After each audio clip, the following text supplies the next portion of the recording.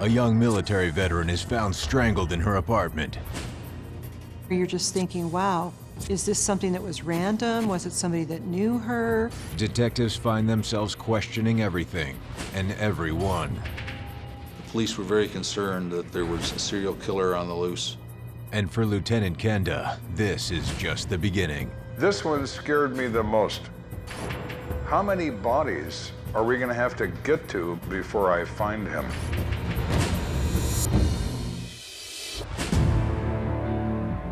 My name is Lieutenant Joe Kenda. I've solved almost 400 homicides. Every case is unique, but there's one thing that never changes. A life has been taken.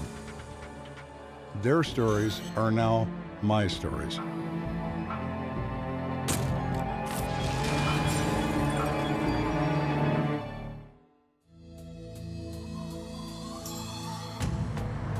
Colorado Springs is home to a large military population. Over 40,000 serve at one of the area's 5 bases, making it the region's largest employer. Many who serve live off base in large apartment units. One of those is U.S. Army Specialist Tracy Spencer. On the morning of July 19, 1986, Tracy needs a ride from his apartment to his post on Fort Carson. He knocks on a neighbor's door, hoping to catch a ride. But his friend isn't home.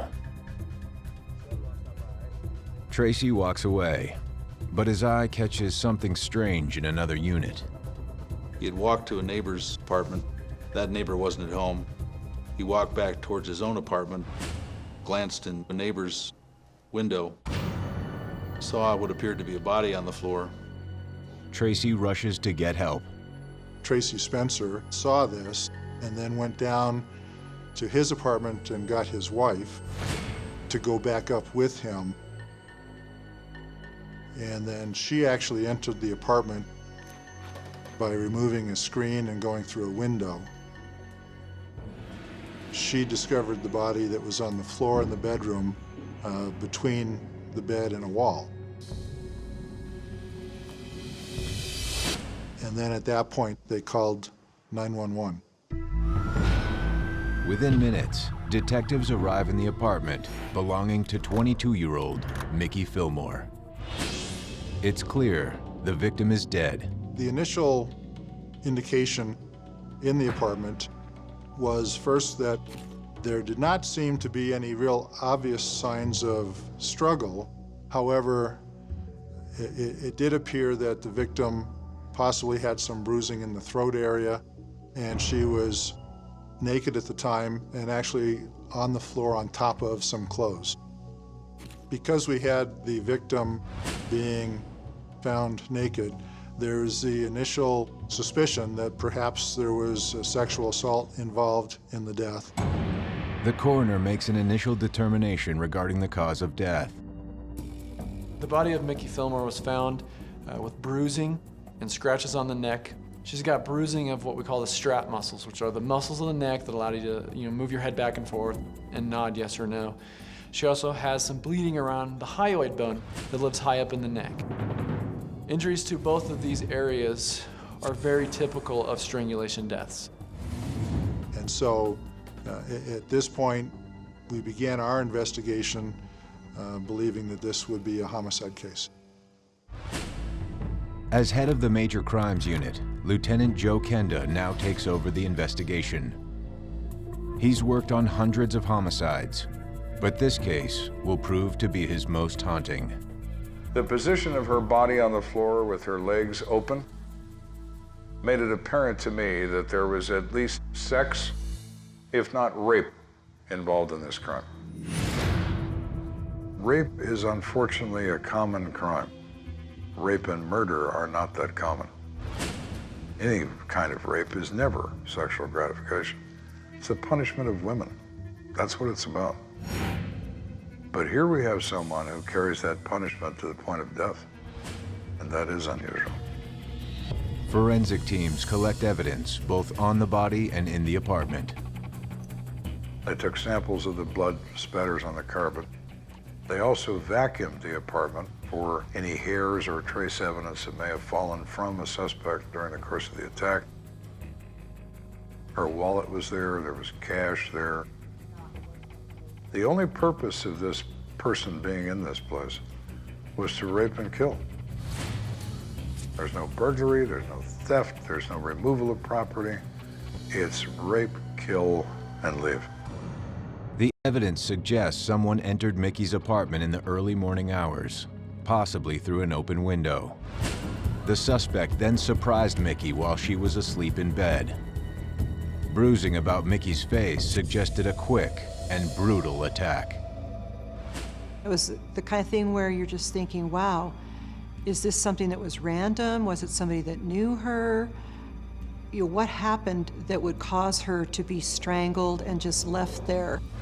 Nothing about that crime scene said to me that our man spent any amount of time in there at all. It was very quick. There is no candle lighting, no ritualistic behavior, no moving of furniture, no prolonged physical assault. None of the things you often see in sexual assault. That's unusual. The next question is obvious. Why? Why is he doing that? Why is it important to him to get in and get out? Is it because people know him? Is it because there are so many people living here, somebody might see him? It could be any one of those things. He wants in, he wants out. We just don't know why.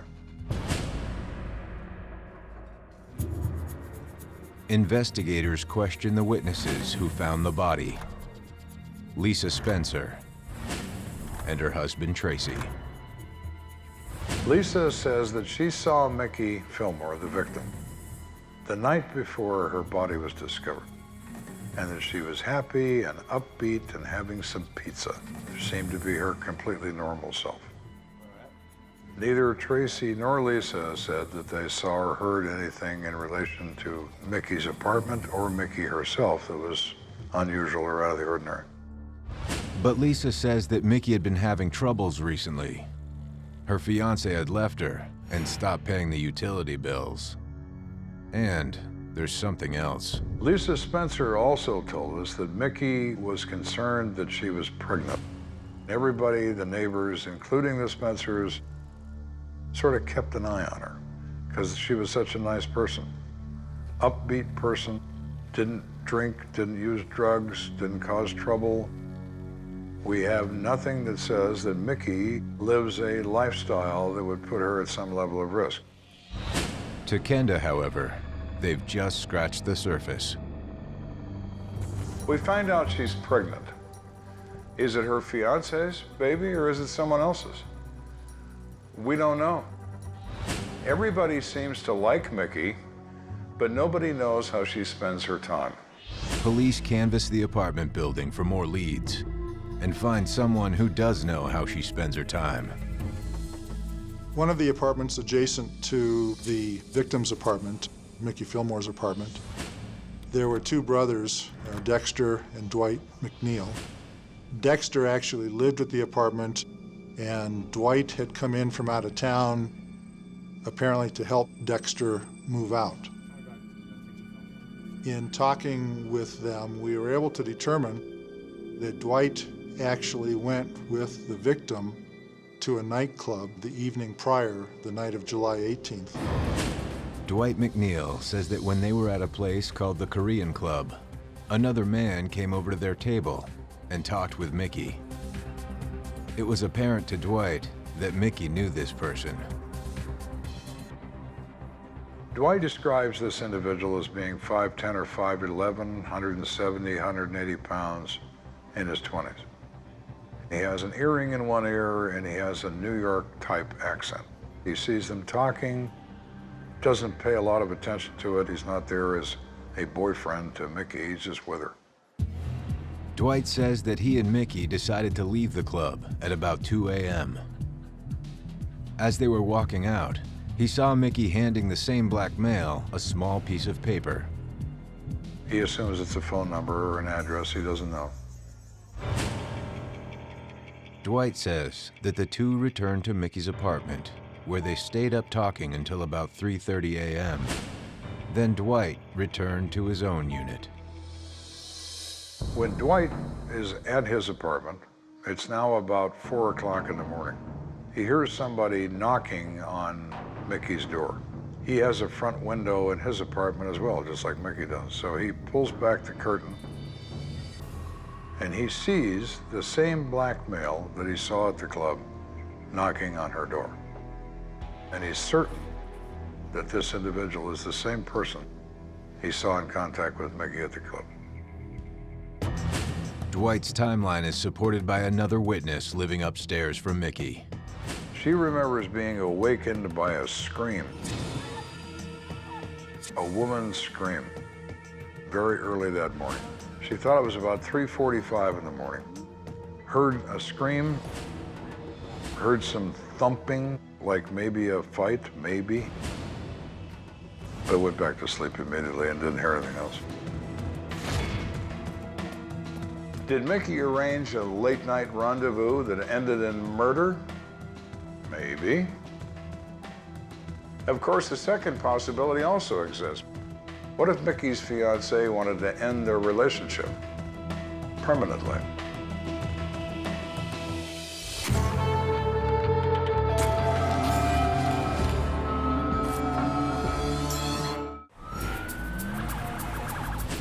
In July 1986, Colorado Springs police find Mickey Fillmore strangled to death in her apartment. News of Mickey's murder stuns the local community and causes many to begin locking their doors. When something like that happens in your apartment complex where you live, you are going to be concerned and everything, but I don't know that there was a heightened sense of, wow, I might be next. I might be, somebody who would be attacked by, a random serial killer. Homicide detective Lieutenant Joe Kenda has several potential suspects, but little evidence. However, an autopsy paints a better picture of what happened to Mickey the night of her murder. The injuries that you see kind of tell you the story of everything that happened to them. It's a story of the last few minutes or hours of her life. And the fact that those last few moments are filled with such violence and anger and rage, it does get to you. You push through because you know that it's important what you're doing so that there is justice for her. Vaginal swabs indicate Mickey had sexual relations within 12 hours of her death. But contrary to what her neighbor told police, tests show Mickey was not pregnant, nor was she intoxicated. Postmortem toxicology failed to reveal any evidence of drugs or alcohol. When we first heard about the murder of Mickey Fillmore, we felt bad that here's a young woman that obviously had no real connection with any sort of crime scene or drugs, prostitution, things like that. I mean, there was really no reason that she would be a victim of a murder. 22-year-old Mickey Fillmore grew up in a small rural community in North Carolina. She joined the Army out of high school and traveled the world. Her 3-year tour of duty ended in December. It's the parent's nightmare. It's the young girl in her early 20s. She's looking forward to meeting up with her fiancé. She's just living here for possibly just a few more weeks. I'm a parent now, and it's the type of thing that you just dread. 2 days after the murder, investigators finally reach Mickey's fiancé by telephone in Philadelphia. He sounds both surprised and shocked at the news. He said that he hadn't abandoned Mickey at all. He went back east to finalize a divorce from his first wife to marry Mickey. He has a solid alibi. He was 1,700 miles away at the time of the murder. The fiancé looked good, but he could verify his whereabouts. Then he tells us he has a friend in Colorado Springs named Frank Lynch. He has requested that Frank Lynch keep an eye on Mickey until he can resolve his family situation. But he's also suspicious of Frank Lynch, that somehow maybe he's involved with Mickey. So what Mr. Davis provides us is another suspect, Mr. Lynch. Lynch is brought to the station, but categorically denies any involvement in the murder. Lynch admits that he is helping out Davis keep an eye on Mickey. He says he's not attracted to Mickey. He's not involved with Mickey. He has checked on her a couple of times. She has his phone number if she needs anything. He's not constantly at her apartment, has only been there once. He can account for himself on the night of the murder. There's no reason to believe there's any involvement between Mr. Lynch and Mickey beyond Mr. Davis's suspicions. So with that information in hand, we pretty much close out Mr. Lynch as part of the case. Mickey's fiancée and Mr. Lynch are officially ruled out as suspects. But for police, it's not long before another falls in Lieutenant Kenda's lap. A guy calls in and announces his name is DeCarlo Dowden. And he says, I am the guy that was with Mickey at the Korean Club the night before her death. Wow.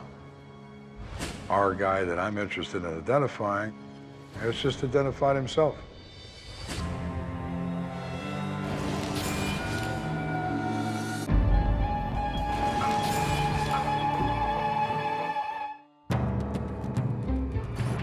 After the murder of Mickey Fillmore, clues point to a mysterious man seen lurking outside her apartment at 4 in the morning.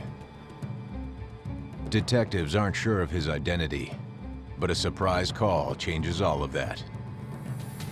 Out of the blue, this guy calls us. Says his name is DeCarlo Dowden, and he wants to talk. DeCarlo Dowden told us that he had driven to the club and ran into Mickey Fillmore. And while he didn't know her from before personally, he recognized her from the apartment complex. And as he walked by the table, he indicates that Mickey had kind of tugged at his pants and said hi to him, and so he stayed and engaged in conversation with them for a while. When they're dancing, Mickey explains to him that she's not with this guy. He's just an escort that brought her to the club. Mr. Dowden says that in his opinion, she was indicating to him that she wanted to see more of him.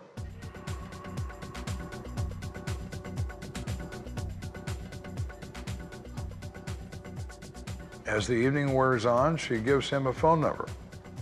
Said, this is my number. And he said, well, where do you live? Mr. Dowden believed that her manner and the way she was talking to him and so on, it was clear to him that she was offering him an invitation to come over. He asked her address and she provided it. In Mr. Dowden's mind, that was an open invitation. So we asked him, did you go over to her apartment? Yes, I did. Dowden says he knocked on her door, but there was no answer. And he says he left.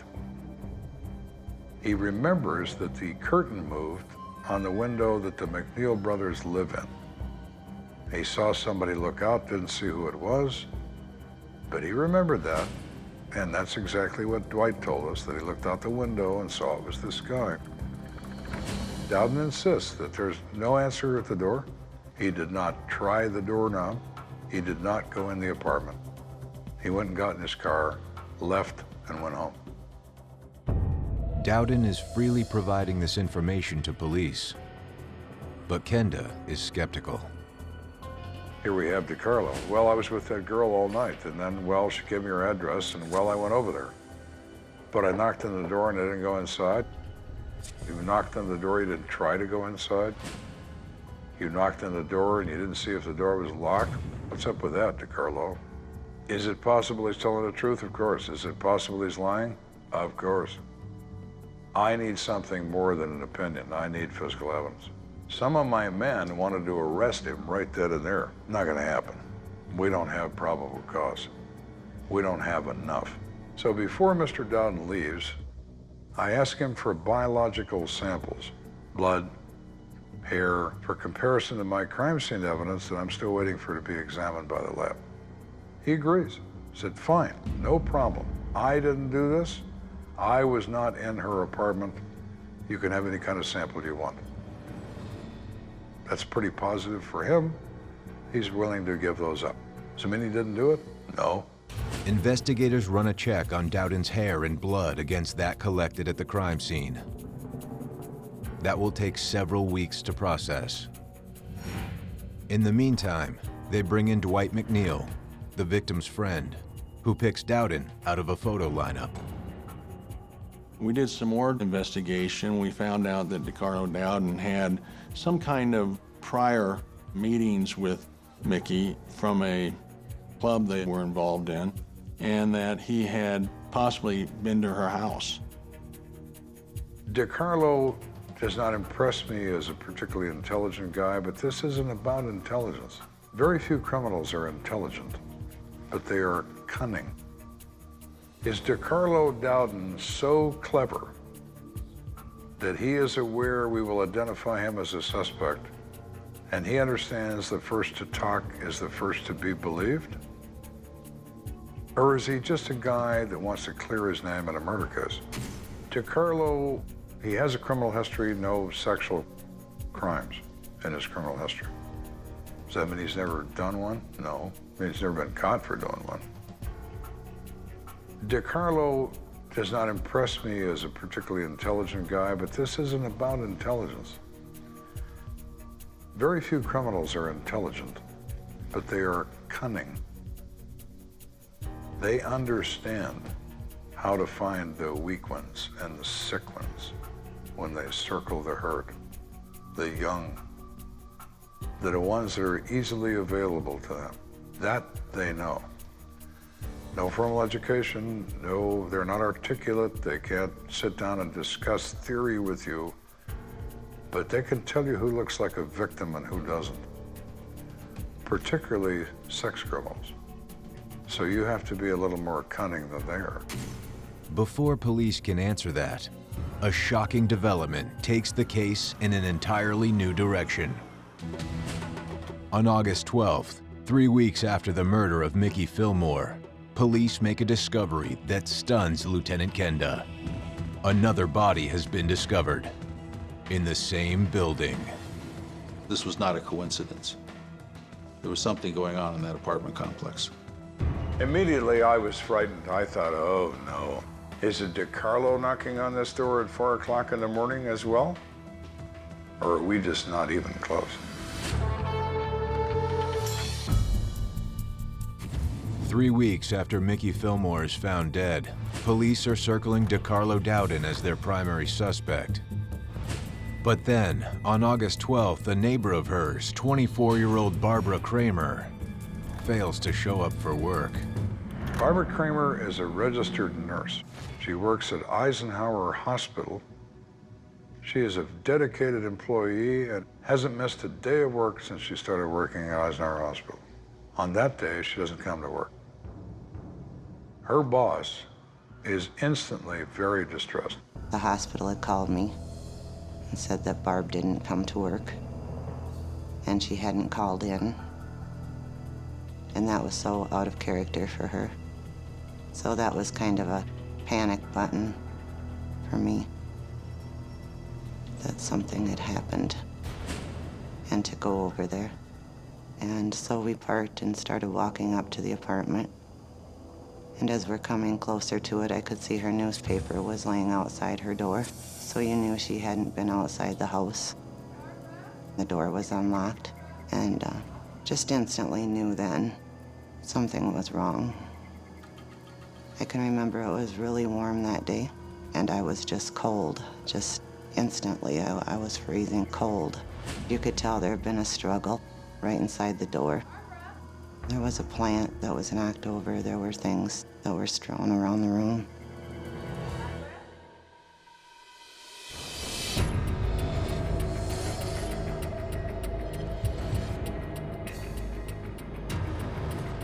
That's when the friend who was with me come out and told me that she thought Barb was lying in her bedroom beside her bed on the floor. The news comes as a shock. After the murder of her neighbor, Mickey Fillmore, Barbara's family had worried for her safety. We had talked and made sure that she was keeping her door locked and, you know, watching out for things and just being extra cautious, you know. But she said she'd be fine, and so it was, you know, be careful, and she was a pretty careful person, and we kind of felt that she would be all right. When Lieutenant Kenda arrives at the crime scene, he is horrified by what he finds. I got almost sick to the stomach, not from looking at the body, but from knowing this is the same guy. This is Mickey, too. Barbara Kramer is a white female, 24 years old, tall, very pretty. Mickey Fillmore was a black female, somewhat shorter, but other than that distinction, it looked like the same crime scene. We have the bed sheets pulled off the bed from the right lower corner. She's on her back, displayed. She's been strangled. It's the same guy, and it's the same place. Coroner puts the time of death between 4 and 7 a.m. Discovery is shortly after 9 a.m. by her sister. So it's within a very brief period of time before that, consistent with the other time of day in the Mickey case. Both victims have the same characteristics. Single female living alone. Attack occurs in the middle of the night, and both strangled. I feel a very personal sense of sadness for what happened to this person. And in this case, it was the second homicide in the same apartment complex within a fairly short period of time. And we were concerned primarily for her, finding who did this and finding who did it so there wouldn't be a third one. At the time, I really felt responsible for her. And obviously, I felt like I'd let her down, let my family down, because of what happened here. This doesn't happen to us. You don't believe it. For a long time, you just kind of wished it would be a nightmare, and that you'd wake up.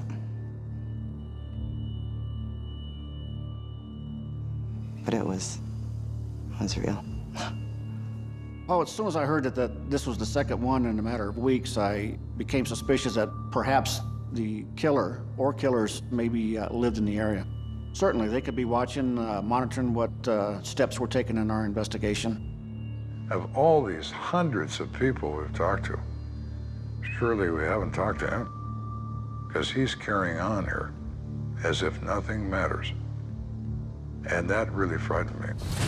Anytime you have a sex killing in a multiple family environment,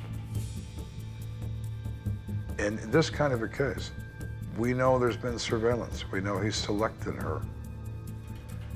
You always worry that he's selected somebody else. The police were very concerned that there was a serial killer on the loose and that this wasn't going to end anytime soon. Investigators immediately track down DeCarlo Dowden. He says he's been with his girlfriend all night. And she alibis him out for Barbara Kramer. He's with her, he's still there now. Well, if DeCarlo Dowden didn't kill this woman, then he didn't kill Mickey either. My best suspect just went away. This is too similar of an offense. It cannot be one and not this one. Same killer, two targets. DeCarlo Dowden's not the guy. Who is? I'm the last guy that's having a good time. I feel personally responsible. My mistake, my oversight, my something has led us to this. And I am beside myself. We've got, what are we gonna do now? Not sure, but we're gonna do something. Or I'm not going home. I'm not gonna go to sleep. I'm not gonna eat until I come up with a better idea. Because everything we've had up to now fell apart. How many more bodies are we gonna have to get to before I find him? Both victims were found in the same complex, and Detective Kenda thinks the killer may have stalked both victims before the attacks. All the doors and all the windows and all the hallways look identical. How did he select the correct apartment? Because he knew what the correct apartment was. It's not random. He surveilled this person, at least for a period of time, to make certain he's in the right place and he's at the right time. He's smart enough to take some steps. Is he smart enough to take them all? Probably not. Probably not. How many mistakes did he make? 5, 10, 15, 20? How many mistakes? I have to find the mistakes. Investigators canvass the apartment building for witnesses. Many are familiar faces from the Fillmore investigation. We encountered the neighbor lady who says that she's awakened at 6:30 in the morning by a lady's scream and sounds of a fight. Thumping on the floor, thumping on the wall. She wasn't sure about that, but definite sounds of a fight and a lady's scream at 6:30. You're standing there thinking that your cunning guy is one step ahead of you for certain. How many more steps is it going to take? How many more people have to die before we figure out who this guy is? There is no question in my mind. If he will do a second one in the face of this place being inundated with the police, he's going to not stop until we stop him. He's going to continue to kill. He's having a good time. And we're nowhere near him, and he knows it. So I'm standing at the railing in this complex, wondering if I should jump or not during the course of this case. One of my detectives comes up and says, "Hey, I think we got something good." What do we got? What police have is more information. Information that may prove critical. The neighbor lady explains that she's coming out of her door at 6:25 in the morning. I live right close to Barbara Kramer. Live right there. I look over at her door, and Tracy Spencer is knocking on her door. He's got a piece of paper in his hand. I see him, I know him. I've talked to him many times. The door opens, and Spencer goes inside. And then the door slams shut. I mean, slams really hard. And I thought that was kind of strange. Oh, baby, so do I. So do I.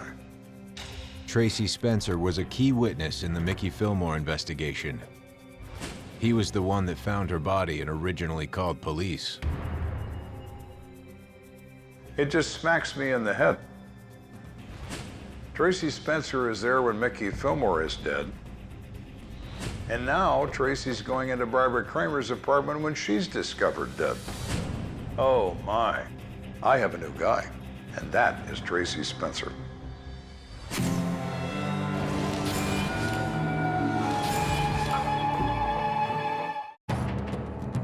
After 2 women are murdered in the same apartment complex, neighbors fear that a serial killer is living nearby. You think, wow, is this something that is just random, that they happen to live in the same apartment complex? Or is there somebody that is stalking women, single women, young women, who live in an apartment complex and they're finding them vulnerable and they're breaking in? We knew not only would it be very unnerving for that community within the apartment complex, but it's unnerving to us as well to know that there's somebody out there that has now killed 2 people and you're not sure who it is. But when a witness names Tracy Spencer as a possible suspect in the Barbara Kramer case, investigators realize he was the same person who admitted finding Mickey Fillmore's body. Police refocus on Tracy and his background. He had a minor criminal history. No history of sexual assault. Minor criminal activity, not unlike anybody else in the building. Nothing about it stood out. All of a sudden, the police had the situation where the person who called in the first murder, who discovered it, who discovered the body, was now the prime suspect in both murders. This was certainly something that wasn't ordinary or expected. I'm not a big believer in coincidences. Tracy Spencer has just found himself as suspect number 1 in 2 murder investigations. I have put surveillance on Tracy Spencer's apartment. I'm applying for an arrest warrant to arrest him for 2 counts of first-degree murder. But we need to re-interview everyone. We need to start over. Again. Kenda doesn't want to talk to him just yet. The veteran detective first wants to speak with his wife, Lisa. Lisa and Tracy found Mickey's body together. We tell her what's going on, that we intend to arrest her husband. She initially denies everything. She sticks to her initial story. My husband just found Mickey. He was with me all night. Same stories that she told at the time, that Mickey was discovered. When I tell her that we have an eyewitness that knows Tracy, that sees him go into Barbara Kramer's apartment with a piece of paper in his hand and slam the door behind him, then she starts to cry. It's not uncommon for a wife to give a defendant an alibi until she realizes who she's dealing with and the type of person she's dealing with. And then oftentimes they will come forward and tell the truth. Then I said, Lisa, if you continue to protect him, I'm going to figure out a way to throw you in jail too. She then breaks down completely and says, well, I lied. You lied about what?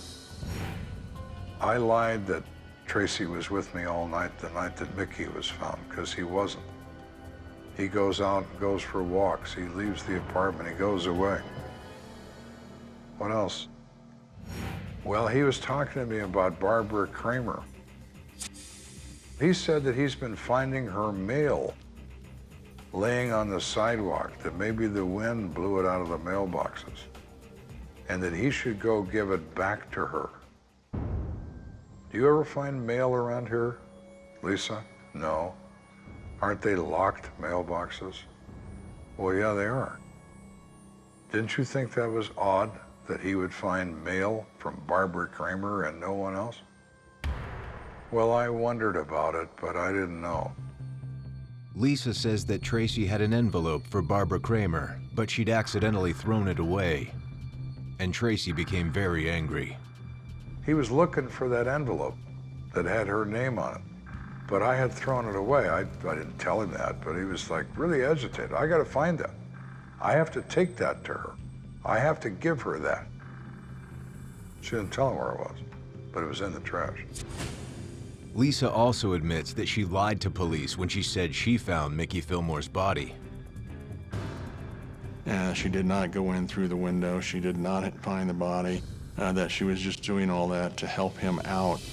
Why would you defend someone who has murdered a woman? Because your response is you love him? That's what Lisa said. But I love Tracy. Really? Well, maybe he's going to love you back, and maybe he's going to love you to death. While Kenda is interviewing Lisa, detectives at the complex report that Tracy Spencer is leaving his apartment at that very moment. One of my detectives calls and says, Tracy Spencer's out of his apartment and he's walking toward his car. Forget the warrant. Arrest him now. Yes, sir. They lock Tracy up and bring him to me. Tracy is brought to the station while police build their case. We then apply for a search warrant for the apartment based on the statements that we got from Lisa. We get a warrant. In Tracy Spencer's apartment, inside the trash, we find an envelope that has the name Barbara Kramer written there. The envelope is empty, but it does have her name written there. Hours after the murder of Barbara Kramer, Tracy Spencer sits in the interrogation room. Spencer obviously didn't admit to any involvement in either killing. But what was important to a prosecution and to an investigation is to get a person of interest to talk to you about something.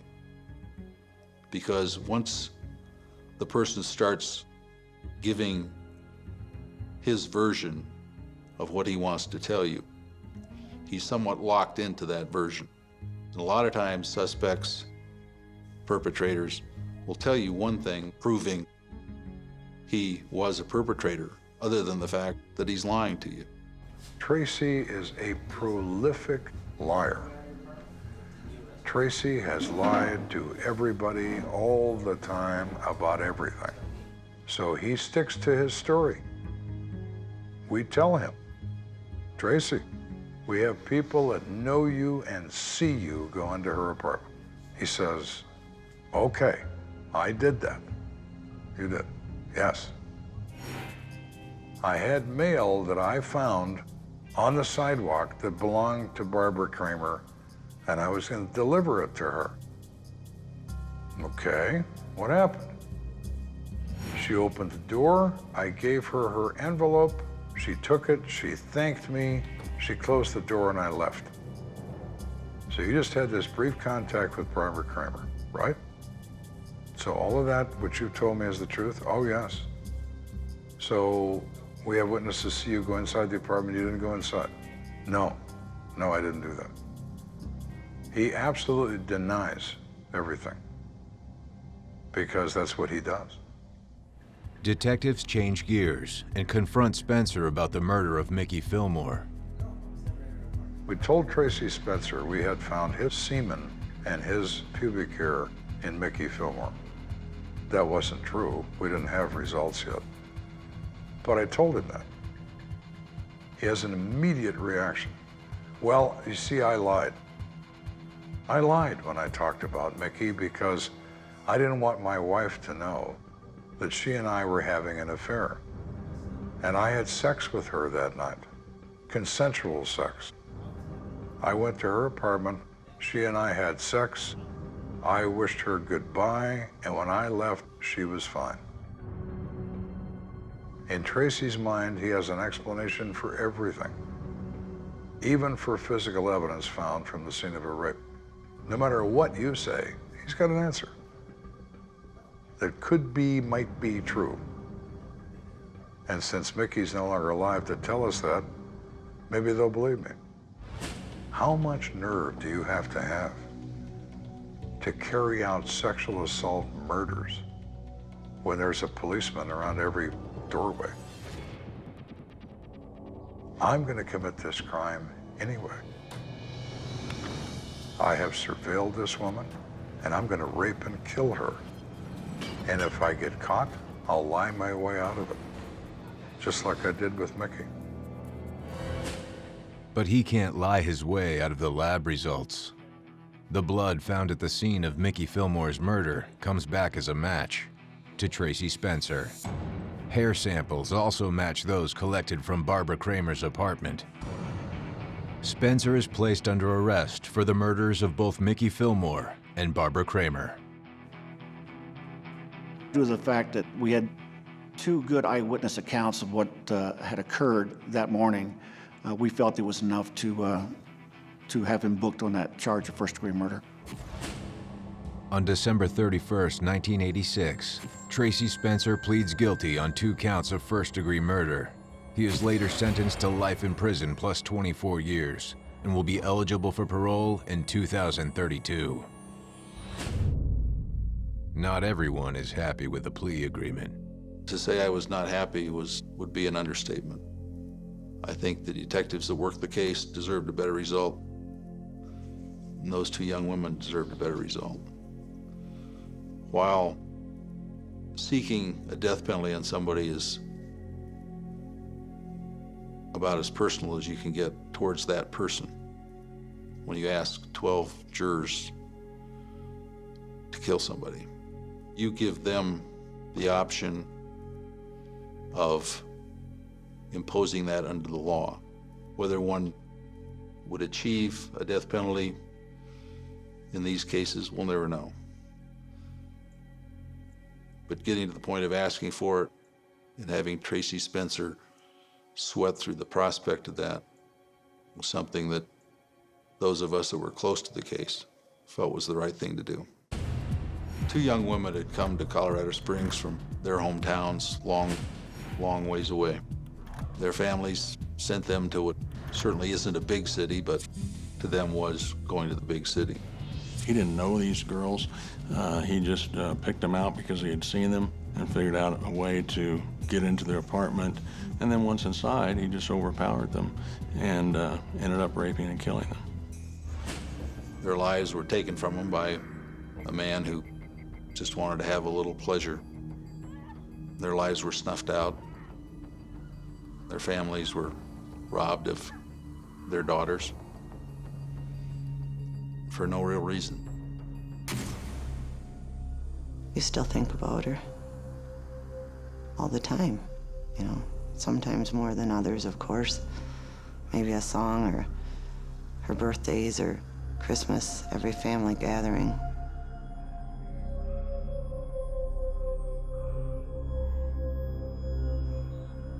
Mostly you just feel sad because her life ended too soon. And she would have been there with us at these family gatherings, taking part in all of our kids, and would have had kids of her own by now. And all ended so soon.